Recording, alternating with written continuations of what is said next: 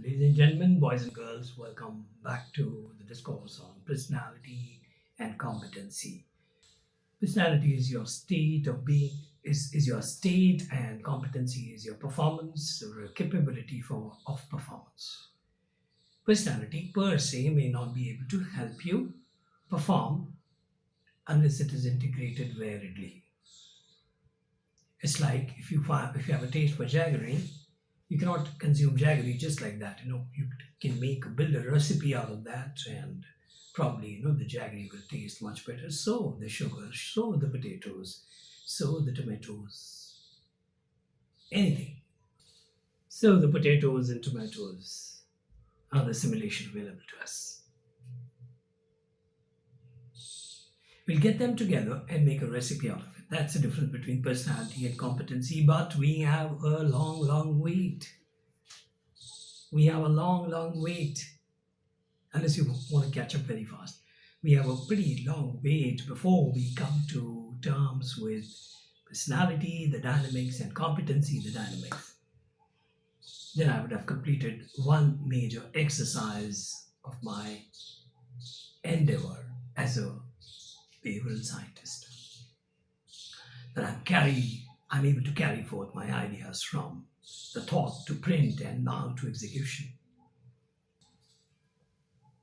Potatoes and tomatoes, or we talked about hands, nails, and palm lines, and brows and eyebrow, and eyelids, and the cheeks, and the nose. We have engaged all these resources into creating a picture about ourselves, and we said it's a most beautiful, most sought after picture for you because you are there. Neither your mother, nor your father, nor your children, nor your beloved would fit there. And life begins with you. When you open the eyes, the sun rises. Having said this, we have to gather now a bit of a momentum into the next part, next item in our conceptual journey. And that is that we can place these objects carrying resource, these objects one by one.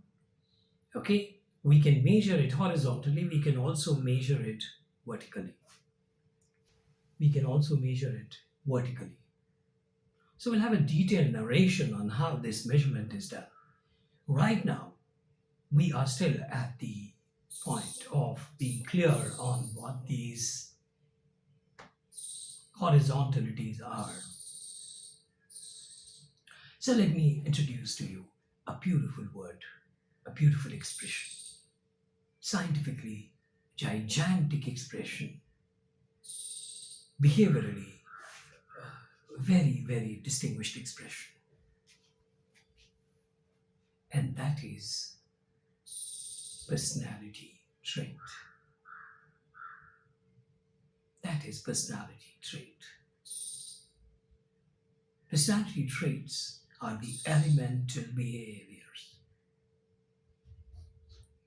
Elemental behavior. Sulfuric acid is, formula of sulfuric acid is H2, 2 hydrogen, S, 1 single sulfur, O4, 4 times oxygen, H2SO4. That's the combination, that's the character of sulfuric acid that makes it so corrosive, so reactive.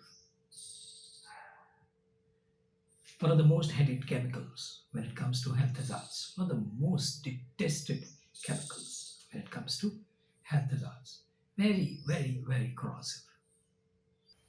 It is so corrosive and so uh, dangerous that it can lead to fires. There are known to be acid fires. Acid fires. So may we produce a fire in the universe of happening.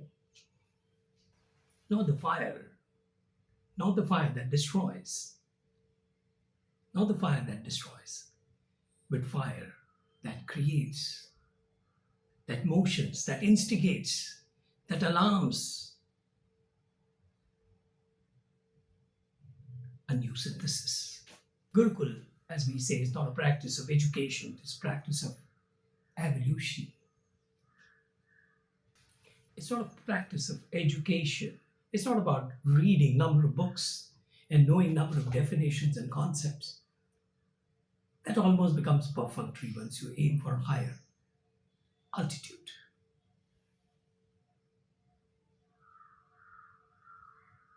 Gurukul is about evolution of humanity. So may we evolve as synthesizers of the new world forthcoming. So all of us become universal mothers who bear children, who create families. We are like universal mothers who procreate children, brilliant children, families that sparkles the universe. So personality, let me make personality your own baby.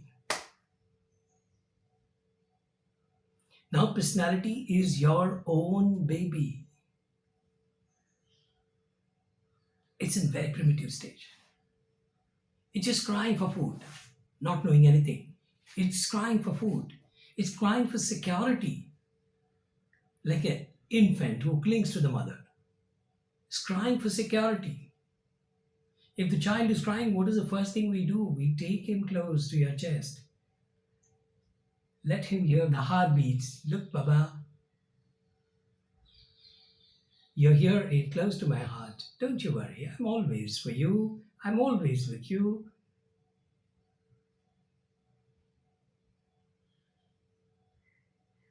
It's a painter's paradise, photographer's paradise, philosopher's paradise, it's poet's paradise. It's communicator's paradise. There are few examples often quoted because they have got the depth and the gravity and the intensity and the virtuosity. Their virtues can be used anywhere. The mother and the child relationship. So we want you to be universal mothers because you have a little one. That's you. A mother which helps you not to feel insecure, not to become a burden on the universe, to walk by yourself, to talk by yourself, to learn by yourself. Self-learning is one of the most fundamental, the starting point of evolution of humanity. And that's why it is the first principle of Gurukul. Self-learning.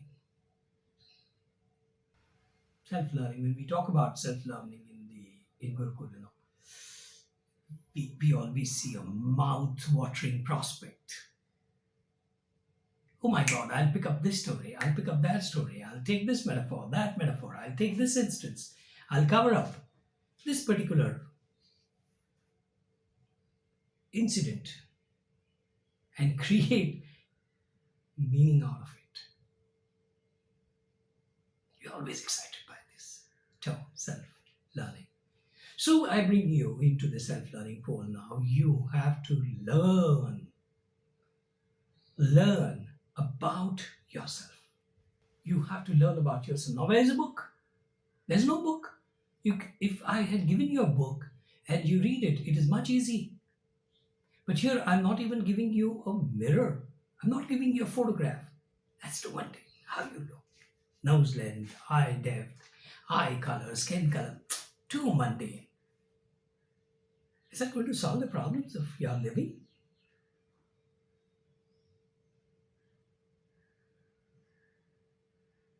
You always love crisp notes, the first use of the note.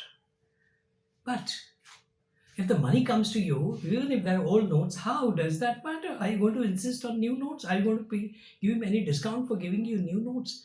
No. So new note is a look. We are not interested anymore in that. One of the most important exercises that any trainer worth his salt performs is to bring you out of the feeling of what looks good. Now, what is good is more important, my dear fellows. What is good is more important, my dear fellows. Why don't you understand? What is good is more important. What looks good? Don't allow that value in ethos. Don't allow that value in ethos. What looks good? Otherwise, people will become more and more, more and more, more and more fraudulent. You will see a larger number of hypocrites,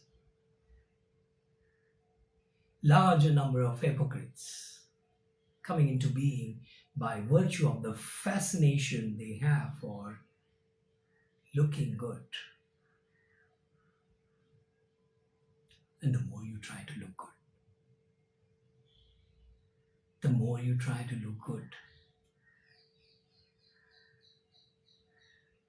the more you go away, possibly, the more you go away from being good.